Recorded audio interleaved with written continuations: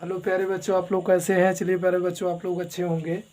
तो क्वेश्चन हम लेके आ गए हैं 9.1 का पांचवा क्वेश्चन। तो पांचवा क्वेश्चन कह रहा है मेरे बेटे कि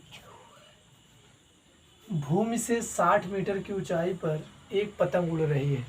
यानी कि इनके कहने का अर्थ सीधा है कि जमीन से यानी भूमि से 60 मीटर के ऊपर 60 मीटर की ऊंचाई पर एक पतंग उड़ रही है। मान लीजिए भूमि है, यहाँ से 60 मीटर की ऊंचाई पर एक पतंग उड़ रही है।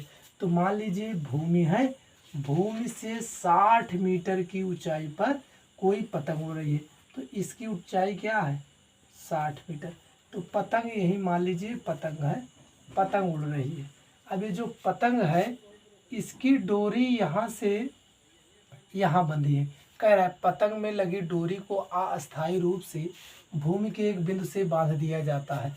भूमि का कोई बिंदु है, यहाँ इसको इस बिंदु को मान लीजिए ए पर इसको बांध दिया जाता है।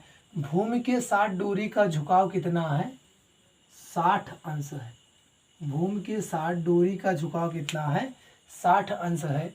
यह मान कर कि डोरी में कोई ढील नहीं है, तो डोरी की लंबाई ज्ञात कीजिए। तो डोरी की लंबाई आपका क्या हो जाएगा? बिंदु ए यहीं पे बांधा गया। अब इसको बी बना लेंगे, इसको सी बना लेंगे। अब डोरी की लंबाई को मैंने किसका नोटेशन दे दिया? यल का। ये डोरी की लंबाई क्या है मेरी? यल, जो मुझे निकालना है। और ये जो पतंग उड़ रही है भूमि से कितनी ऊंचाई पर उड़ रही है? 60 मीटर की ऊंचाई पर उड़ रही है। तो आपको बताना है डोरी की लंबाई। तो आप लिखेंगे फल में कि माना डोरी की लंबाई AC बराबर यल मीटर, AC बराबर यल मीटर। और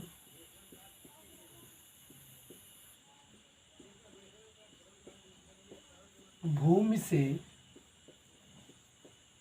पतंग की ऊंचाई BC बराबर 60 मीटर। देखिए मेरे बेटे, जो भूमि से पतंग की ऊंचाई BC कितना है? 60 मीटर है।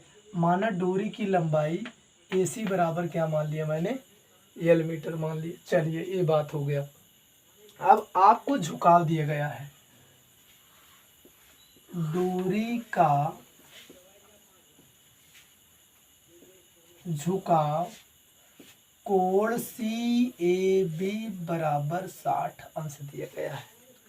कोण CAB कितना दिया गया है? 60 अंश दिया गया है।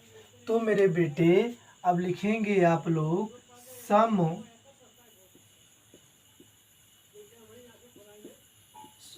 समकोण त्रिभुज ABC में, समकोण त्रिभुज ABC में। देखिए समकोण त्रिभुज ABC में, इसको आप राइट एंगल बना लीजिए। समकोण त्रिभुज ABC में आपको पता है मेरे बेटे कि अगर त्रिभुज की दो भुजाएं मालूम है, जैसे यहाँ क्या मालूम है? लंब मालूम है और कड़ मालूम है, तो किसका फार्मूला लगेगा? साइन का लगेगा। अगर आपको लंब और आधार मालूम होता तो टैन का लगता। अगर आपको आधार और कड़ मालूम होता तो कास का लगता। तो यहाँ फार्मूला लगाएंगे कि साइन थीटा बराबर लंब बटा कड़। लंब बटा क्या आ गया? कड़ आ गया। तो लंब है BC और कड़ है AC। साइन और थीटा का वैल्यू क्या है? 60 है। तो आपको मालूम है मेरे बेटे BC का मान कितना है? 60। और AC का मान क्या है? यल। AC को मैंने क्या माना? यल माना।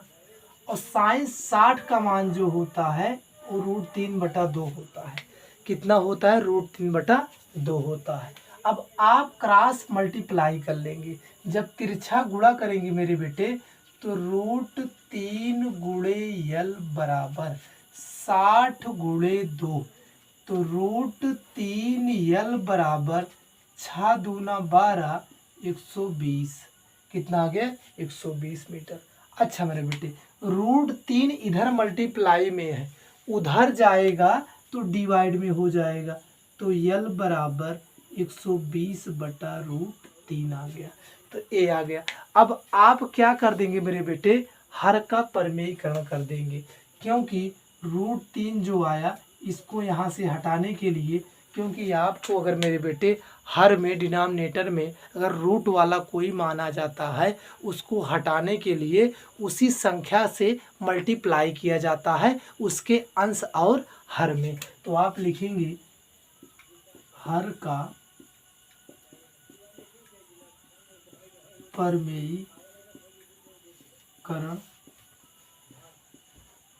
करने पर, तो यल बराबर 120√3 120/√3 या मेरे बेटे चलिए मैं इधर लिख देता हूँ।